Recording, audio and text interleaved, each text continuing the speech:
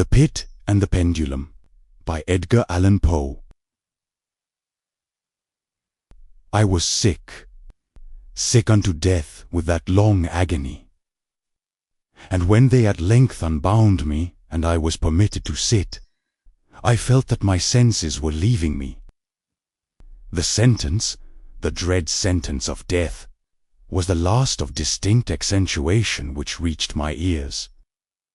After that, the sound of the inquisitorial voices seemed merged in one dreamy, indeterminate hum. It conveyed to my soul the idea of revolution, perhaps from its association in fancy with the burr of a mill wheel. This only for a brief period, for presently I heard no more. Yet for a while I saw, but with how terrible an exaggeration, I saw the lips of the black-robed judges. They appeared to me white, whiter than the sheet upon which I traced these words, and thin even to grotesqueness, thin with the intensity of their expression of firmness, of immovable resolution, of stern contempt of human torture. I saw that the decrease of what to me was fate was still issuing from those lips. I saw them writhe with a deadly locution. I saw them fashion the syllables of my name, and I shuddered because no sound succeeded. I saw, too, for a few moments of delirious horror, the soft and nearly imperceptible waving of the sable draperies which enwrapped the walls of the apartment. And then my vision fell upon the 7 tall candles upon the table. At first they wore the aspect of charity, and seemed white slender angels who would save me. But then, all at once there came a most deadly nausea over my spirit, and I felt every fibre in my frame thrill, as if I had touched the wire of a galvanic battery, while the angel forms became meaningless spectres with heads of flame, and I saw that from them there would be no help. And then there stole into my fancy, like a rich musical note, the thought of what sweet rest there must be in the grave. The thought came gently and stealthily, and it seemed long before it attained full appreciation.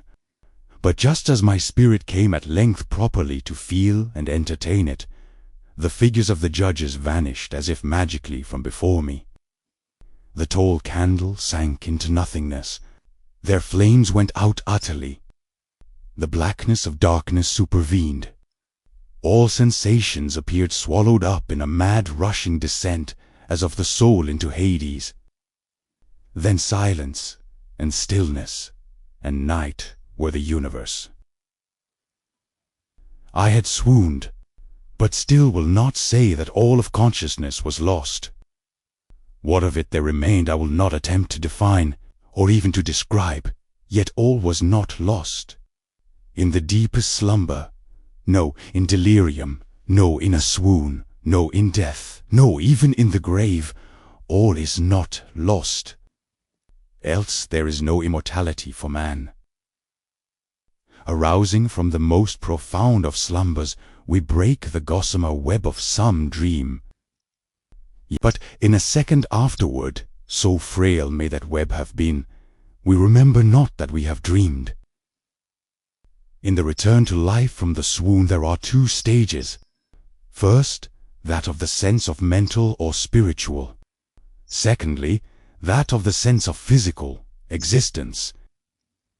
It seems probable that, if upon reaching the second stage we could recall the impressions of the first, we should find these impressions eloquent in memories of the gulf beyond.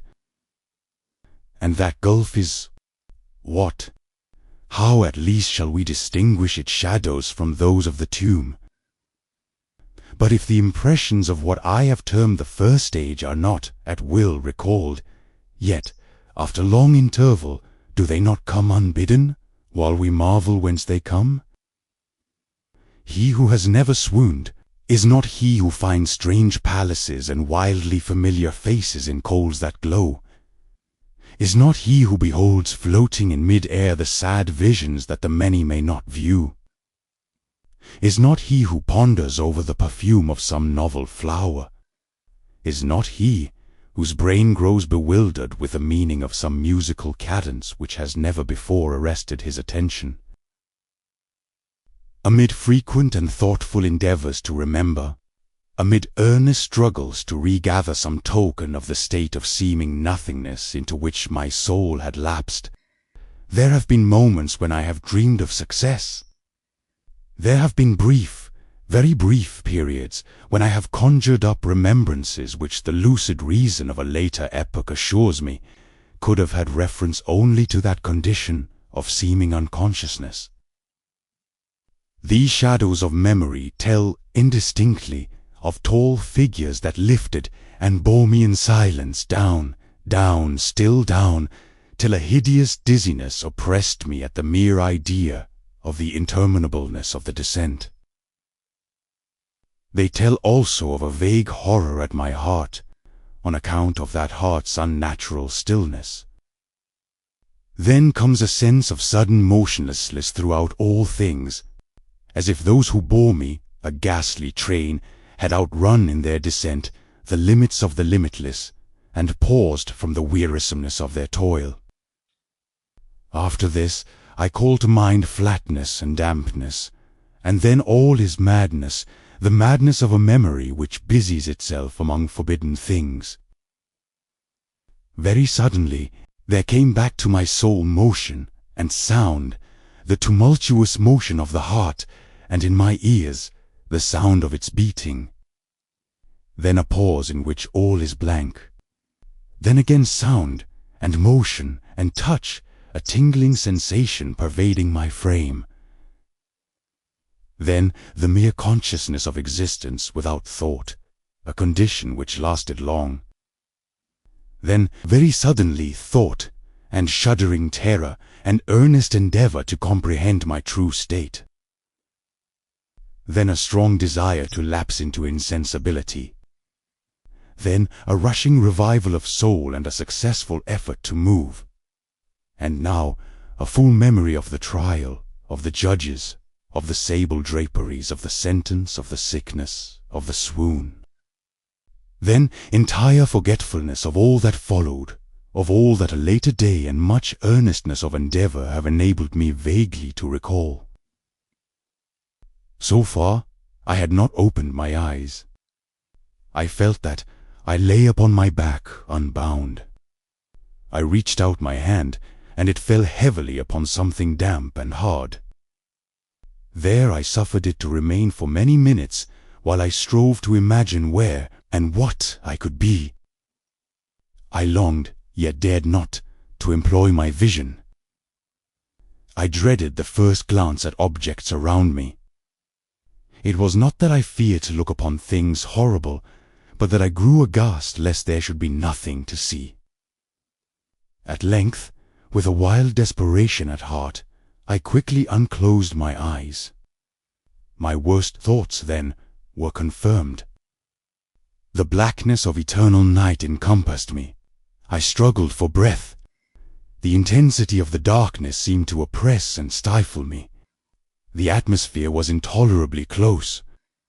I still lay quietly and made effort to exercise my reason. I brought to mind the inquisitorial proceedings and attempted from that point to deduce my real condition. The sentence had passed, and it appeared to me that a very long interval of time had since elapsed. Yet not for a moment did I suppose myself actually dead. Such a supposition, notwithstanding what we read in fiction, is altogether inconsistent with real existence. But where and at what state was I? The condemned to death, I knew, perished usually at the Autos da Fe, and one of these had been held on the very night of the day of my trial. Had I been remanded to my dungeon to await the next sacrifice, which would not take place for many months? This I at once saw could not be. Victims had been in immediate demand. Moreover, my dungeon, as well as all the condemned cells at Toledo, had stone floors, and light was not altogether excluded. A fearful idea now suddenly drove the blood in torrents upon my heart, and for a brief period I once more relapsed into insensibility. Upon recovering, I at once started to my feet, trembling convulsively in every fibre. I thrust my arms wildly above and around me in all directions. I felt nothing, yet dreaded to move a step, lest I should be impeded by the walls of a tomb. Perspiration burst from every pore and stood in cold big beads upon my forehead. The agony of suspense grew at length intolerable, and I cautiously moved forward, with my arms extended, and my eyes straining from their sockets in the hope of catching some faint ray of light. I proceeded for many paces, but still all was blackness and vacancy. I breathed more freely. It seemed evident that mine was not at least the most hideous of fates. And now, as I still continued to step cautiously onward, there came thronging upon my recollection 1,000 vague rumors of the horrors of Toledo. Of the dungeons there had been strange things narrated, fables I had always deemed them, but yet strange and too ghastly to repeat, save in a whisper. Was I left to perish of starvation in this subterranean world of darkness? Or what fate, perhaps even more fearful, awaited me? That the result would be death, and a death of more than customary bitterness, I knew too well the character of my judges to doubt. The mode and the hour were all that occupied or distracted me. My outstretched hands at length encountered some solid obstruction. It was a wall seemingly of stone masonry, very smooth, slimy, and cold. I followed it up, stepping with all the careful distrust with which certain antique narratives had inspired me. This process, however, afforded me no means of ascertaining the dimensions of my dungeon, as I might make its circuit and return to the point whence I set out without being aware of the fact. So perfectly uniform seemed the wall. I therefore sought the knife which had been in my pocket when led into the inquisitorial chamber, but it was gone. My clothes had been exchanged for a wrapper of coarse serge. I had thought of forcing the blade in some minute crevice of the masonry, so as to identify my point of departure. The difficulty, nevertheless, was but trivial, although, in the disorder of my fancy, it seemed at first insuperable.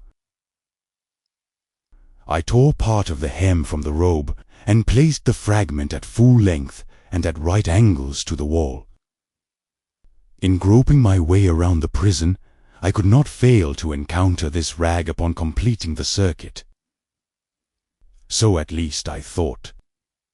But I had not counted upon the extent of the dungeon, or upon my own weakness. The ground was moist and slippery. I staggered onward for some time, when I stumbled and fell. My excessive fatigue induced me to remain prostrate, and sleep soon overtook me as I lay. Upon awakening, and stretching forth an arm, I found beside me a loaf and a pitcher with water. I was too much exhausted to reflect upon this circumstance, but ate and drank with avidity. Shortly afterward, I resumed my tour round the prison, and with much toil came at last upon the fragment of the serge. Up to the period when I fell, I had counted 52 paces, and upon resuming my walk, I had counted 48 more when I arrived at the rag. There were in all then 100 paces, and, admitting 2 paces to the yard, I presumed the dungeon to be 50 yards in circuit. I had met, however, with many angles in the wall, and thus I could form no guesses at the shape of the vault, for vault I could not help supposing it to be. I had little object, certainly no hope, in these researches, but a vague curiosity prompted me to continue them. Quitting the wall, I resolved to cross the area of the enclosure. At first, I proceeded with extreme caution, for the floor, although seemingly of solid material, was treacherous with slime. At length, however, I took courage and did not hesitate to step firmly, endeavoring to cross in as direct a line as possible. I had advanced some 10 or 12 paces in this manner when the remnant of the torn hem of my robe became entangled between my legs. I stepped on it and fell violently on my face. In the confusion attending my fall, I did not immediately apprehend a somewhat startling circumstance, which yet, in a few seconds afterward, and while I still lay prostrate, arrested my attention. It was this. My chin rested upon the floor of the prison, but my lips and the upper portion of my head, although seemingly at a less elevation than the chin, touched nothing. At the same time, my forehead seemed bathed in a clammy vapor, and a peculiar smell of decayed fungus arose to my nostrils. I put forward my arm, and shuddered to find that I had fallen at the very brink of a circular pit, whose extent, of course, I had no means of ascertaining at the moment. Groping about the masonry just below the margin, I succeeded in dislodging a small fragment and let it fall into the abyss. For many seconds I hearkened to its reverberations as it dashed against the sides of the chasm in its descent. At length there was a sullen plunge into water, succeeded by loud echoes. At the same moment there came a sound resembling the quick opening and as rapid closing of a door overhead, while a faint gleam of light flashed suddenly through the gloom and as suddenly faded away. I saw clearly the doom which had been prepared for me, and congratulated myself upon the timely accident by which I had escaped. Another step before my fall, and the world had seen me no more. And the death just avoided was of that very character which I had regarded as fabulous and frivolous in the tales respecting the Inquisition. To the victims of its tyranny, there was a choice of death with its direst physical agonies, or death with its most hideous moral horrors. I had been reserved for the latter. By long suffering my nerves had been unstrung, until I trembled at the sound of my own voice, and had become in every respect a fitting subject for the species of torture which awaited me. Shaking in every limb, I groped my way back to the wall, resolving there to perish rather than risk the terrors of the wells, of which my imagination now pictured many in various positions about the dungeon. In other conditions of mind, I might have had the courage to end my misery at once by a plunge into one of these abysses.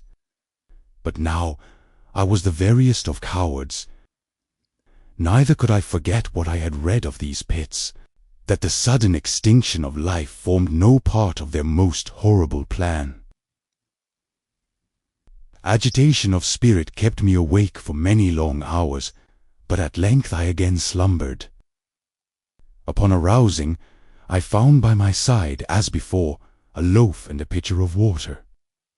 A burning thirst consumed me, and I emptied the vessel at a draught. It must have been drugged, for scarcely had I drunk before I became irresistibly drowsy. A deep sleep fell upon me, a sleep like that of death. How long it lasted, of course, I know not, but when once again I unclosed my eyes, the objects around me were visible.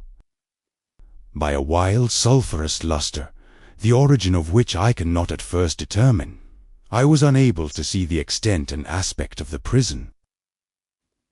In its size I had been greatly mistaken.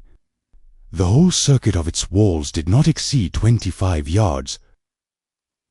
For some minutes this fact occasioned me a world of vain trouble.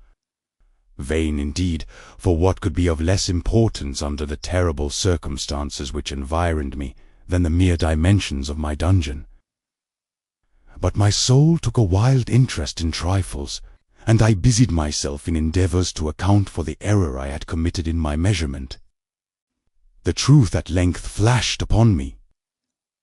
In my first attempt at exploration, I had counted 52 paces up to the period when I fell.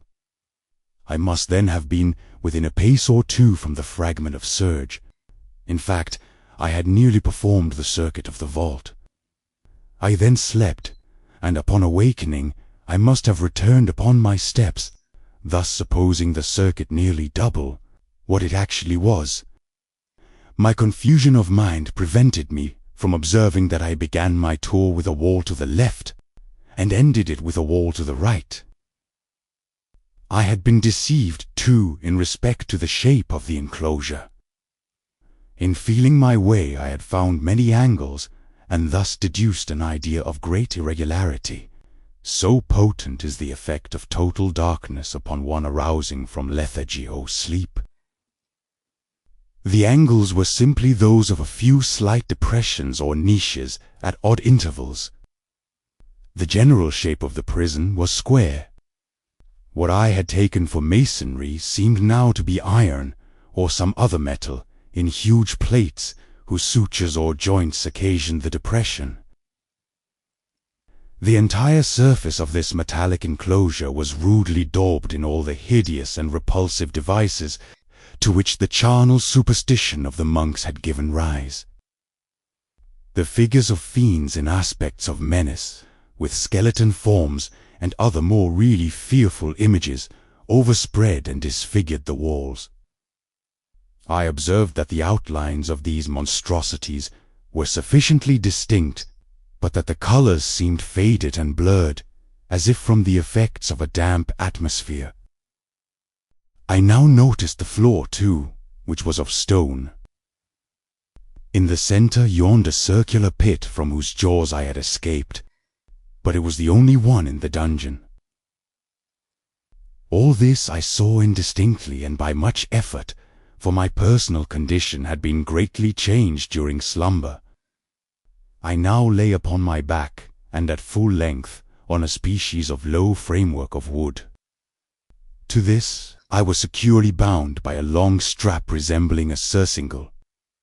It passed in many convolutions about my limbs and body, leaving at liberty only my head and my left arm to such an extent that I could, by dint of much exertion, supply myself with food from an earthen dish which lay by the side on the floor. I saw, to my horror, that the picture had been removed. I say to my horror, for I was consumed with intolerable thirst. This thirst it appeared to be the design of my persecutors to stimulate, for the food in the dish was meat pungently seasoned. Looking upward, I surveyed the ceiling of my prison. It was some 30 or 40 feet overhead, and constructed much as the side walks. In one of its panels, a very singular figure riveted my whole attention. It was the painted figure of Time, as he is commonly represented, save that, in lieu of a scythe, he held what, at a casual glance, I supposed to be the pictured image of a huge pendulum, such as we see on antique clocks. There was something, however, in the appearance of this machine which caused me to regard it more attentively. While I gazed directly upward at it, for its position was immediately over my own, I fancied that I saw it in motion, and an instant afterward the fancy was confirmed. Its sweep was brief, and of course slow. I watched it for some minutes, somewhat in fear, but more in wonder. Wearied at length with observing its dull movement, I turned my eyes upon the other objects in the cell. A slight noise attracted my notice, and looking to the floor I saw several enormous rats traversing it. They had issued from the wall which lay just within view to my right. Even then, while I gazed, they came up in troops hurriedly, with ravenous eyes, allured by the scent of the meat. From this it required much effort and attention to scare them away. It might have been half an hour, perhaps even an hour, for I could take but imperfect note of time, before I again cast my eyes upward. What I then saw confounded and amazed me. The sweep of the pendulum had increased in extent by nearly a yard. As a natural consequence, its velocity was also much greater. But what mainly disturbed me was the idea that it had perceptibly descended. I now observed, with what horror it is needless to say, that its nether extremity was formed of a crescent of glittering steel, about a foot in length from horn to horn, the horns upward, and the under edge evidently as keen as that of a razor. Like a razor also, it seemed massy and heavy, tapering from the edge into a solid and broad structure above. It was appended to a weighty rod of brass, and the whole hissed as it swung through the air. I could no longer doubt the doom prepared for me by monkish ingenuity and torture.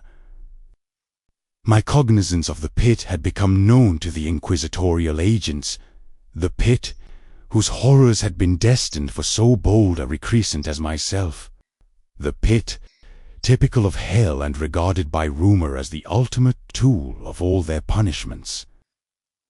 The plunge into this pit I had avoided by the merest of accidents, and I knew that surprise, or entrapment into torment, formed an important portion of all the grotesquerie of these dungeon deaths. Having failed to fall, it was no part of the demon plan to hurl me into the abyss, and thus, there being no alternative, a different and a milder destruction awaited me. Milder. I half smiled in my agony as I thought of such application of such a term. What boots it to tell of the long, long hours of horror, more than mortal, during which I counted the rushing oscillations of the steel, inch by inch, line by line, with a descent only appreciable at intervals that seemed ages. Down and still down it came. Days passed. It might have been that many days passed, ere it swept so closely over me as to fan me with its acrid breath. The odor of the sharp steel forced itself into my nostrils. I prayed, I wreathed heaven with my prayer for its most speedy descent. I grew frantically mad, and struggled to force myself upward against the sweep of the fearful scimitar. And then I fell, suddenly calm, and lay smiling at the glittering death, as a child at some rare bauble. There was another interval of utter insensibility. It was brief, for, upon again lapsing into life, there had been no perceptible descent in the pendulum. But it might have been long, for I knew there were demons who took note of my swoon, and who could have arrested the vibration at pleasure. Upon my recovery, too, I felt very, inexpressibly, sick and weak, as if through long inanition. Even amid the agonies of that period, the human nature craved food. With painful effort, I outstretched my left arm as far as my bones permitted, and took possession of the small remnant which had been spared me by the rats. As I put a portion of it within my lips, there rushed to my mind a half-formed thought of joy, of hope. Yet what business had I with hope? It was, as I say, a half-formed thought. Man has many such which are never completed. I felt that it was of joy, of hope, but I felt also that it had perished in its formation. In vain I struggled to perfect, to regain it. Long suffering had nearly annihilated all my ordinary powers of mind. I was an imbecile, an idiot. The vibration of the pendulum was at right angles to my length. I saw that the crescent was designed to cross the region of the heart. It would fray the serge of my robe. It would return and repeat its operations again and again. Notwithstanding its terrifically wide sweep, some 30 feet or more, and the hissing vigor of its descent, sufficient to sunder these very walls of iron, still the fraying of my robe would be all that for several minutes it would accomplish. And at this thought I paused. I dare not go further than this reflection. I dwelt upon it with a pertinacity of attention, as if, in so dwelling, I could arrest here the descent of the steel. I forced myself to ponder upon the sound of the crescent as it should pass across the garment, upon the peculiar thrilling sensation which the friction of cloth produces on the nerves. I pondered upon all this frivolity until my teeth were on edge. Down, steadily down it crept. I took a frenzied pleasure in contrasting its downward with its lateral velocity. To the right, to the left, far and wide, with a shriek of a damned spirit, to my heart, with a stealthy pace of the tiger. I alternately laughed and howled, as the one or the other idea grew predominant. Down, certainly, relentlessly down. It vibrated within 3 inches of my bosom. I struggled violently, furiously, to free my left arm. This was free only from the elbow to the hand. I could reach the latter from the platter beside me to my mouth with great effort, but no farther. Could I have broken the fastenings above the elbow, I would have seized and attempted to arrest the pendulum. I might as well have attempted to arrest an avalanche. Down, still unceasingly, still inevitably down. I gasped and struggled at each vibration. I shrunk convulsively at its every sweep. My eyes followed its outward or upward whirls with the eagerness of the most unmeaning despair. They closed themselves spasmodically at the descent, although death would have been a relief, oh, how unspeakable!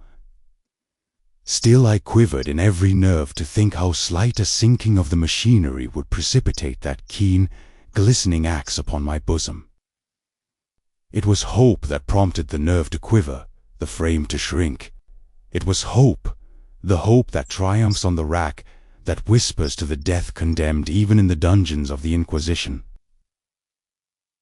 I saw that some 10 or 12 vibrations would bring the steel in actual contact with my robe, and with this observation there suddenly came over my spirit all the keen, collected calmness of despair. For the first time during many hours, or perhaps days, I thought. It now occurred to me that the bandage or the surcingle which enveloped me was unique. I was tied by no separate cord. The first stroke of the razor-like crescent athwart any portion of the band would so detach it that it might be unwound from my person by means of my left hand. But how fearful in that case the proximity of the steel! The result of the slightest struggle, how deadly! Was it likely, moreover, that the minions of the torturer had not foreseen and provided for this possibility? Was it probable that the bandage crossed my bosom in the track of the pendulum?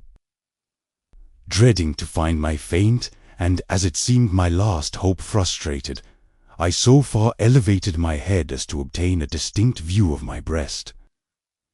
The surcingle enveloped my limbs and body close in all directions, save in the path of the destroying crescent. Scarcely had I dropped my head back into its original position, when there flashed upon my mind what I cannot better describe than as the unformed half of that idea of deliverance, to which I had previously alluded, and of which a moiety only floated indeterminately through my brain when I raised food to my burning lips. The whole thought was now present, feeble, scarcely sane, scarcely definite, but still entire. I proceeded at once, with the nervous energy of despair, to attempt its execution. For many hours the immediate vicinity of the low framework upon which I lay had been literally swarming with rats. They were wild, bold, ravenous, their red eyes glaring upon me as if they waited but for motionlessness on my part to make me their prey. To what food, I thought, have they been accustomed in the well? They had devoured, in spite of all my efforts to prevent them, all but a small remnant of the contents of the dish. I had fallen into a habitual seesaw or wave of the hand about the platter, and at length the unconscious uniformity of the movement deprived it of effect. In their voracity, the vermin frequently fastened their sharp fangs in my fingers. With the particles of the oily and spicy viand which now remained, I thoroughly rubbed the bandage wherever I could reach it. Then, raising my hand from the floor, I lay breathlessly still. At first, the ravenous animals were startled and terrified at the change, at the cessation of movement. They shrank alarmedly back.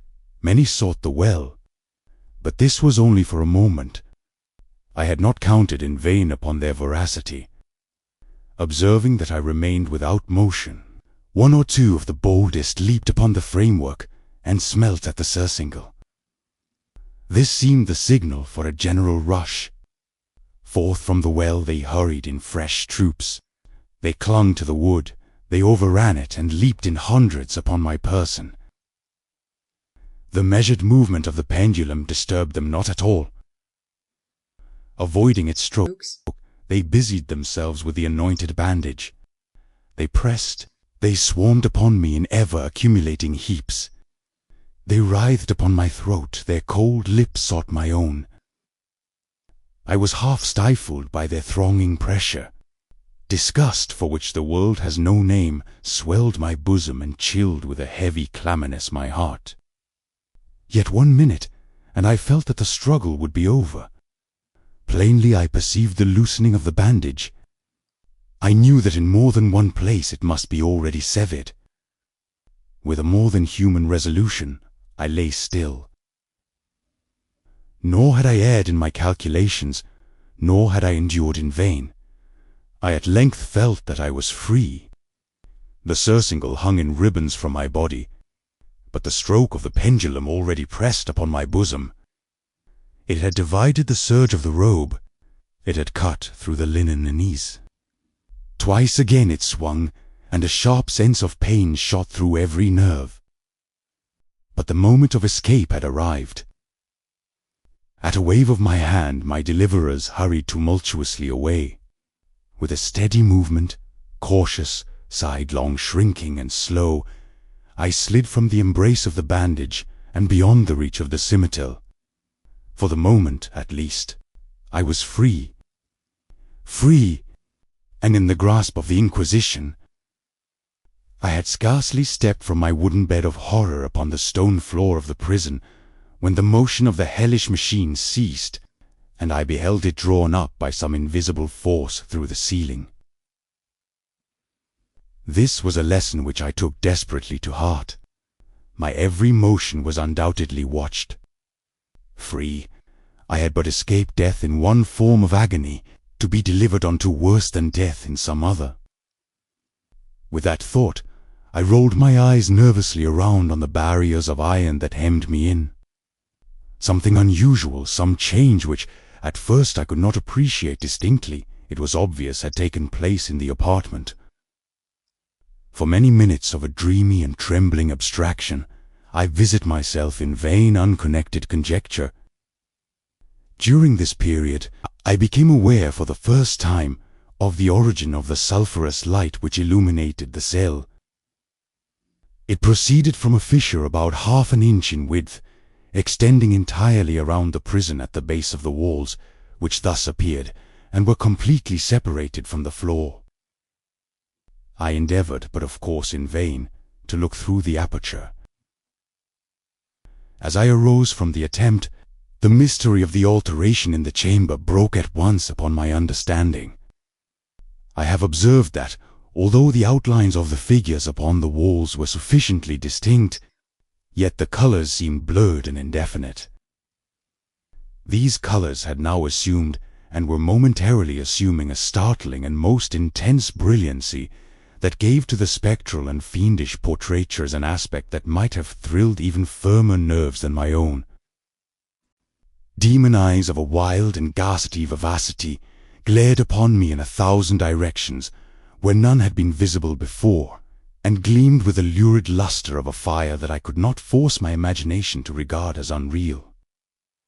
Unreal. Even while I breathed, there came to my nostrils the breath of the vapor of heated iron. A suffocating odor pervaded the prison. A deeper glow settled each moment in the eyes that glared at my agonies. A richer tint of crimson diffused itself over the pictured horrors of blood. I panted, I gasped for breath. There could be no doubt of the design of my tormentors, oh, most unrelenting, oh, most demoniac of men. I shrank from the glowing metal to the center of the cell. Amid the thought of the fiery destruction that impended, the idea of the coolness of the well came over my soul like balm. I rushed to its deadly brink. I threw my straining vision below. The glare from the enkindled roof illuminated its inmost recesses. Yet, for a wild moment did my spirit refuse to comprehend the meaning of what I saw. At length it wrestled its way into my soul. It burned itself in upon my shuddering reason. Oh, for a voice to speak, oh, horror, oh, any horror but this! With a shriek I rushed from the margin and buried my face in my hands, weeping bitterly. The heat rapidly increased, and once again I looked up, shuddering as with a fit of the ague.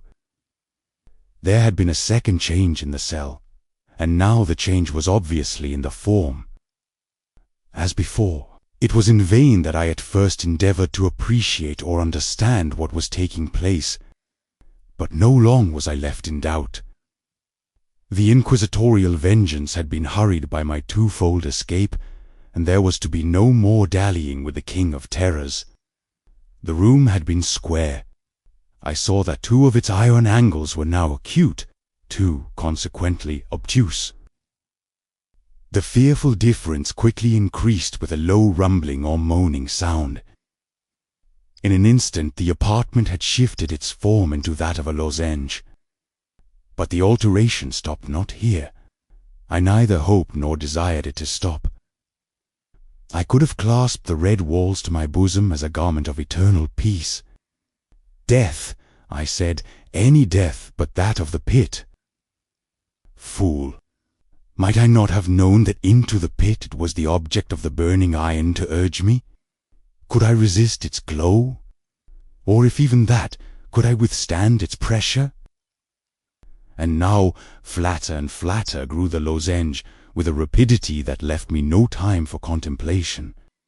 Its center, and of course its greatest width, came just over the yawning gulf.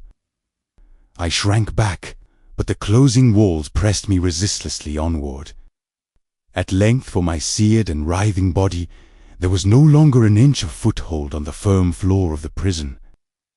I struggled no more, but the agony of my soul found vent in one loud, long, and final scream of despair. I felt that I tottered upon the brink. I averted my eyes. There was a discordant hum of human voices. There was a loud blast as of many trumpets. There was a harsh grating as of 1,000 thunders. The fiery walls rushed back. An outstretched arm caught my own as I fell fainting into the abyss. It was that of General Lasalle. The French army had entered Toledo. The Inquisition was in the hands of its enemies. End of The Pit and the Pendulum by Edgar Allan Poe.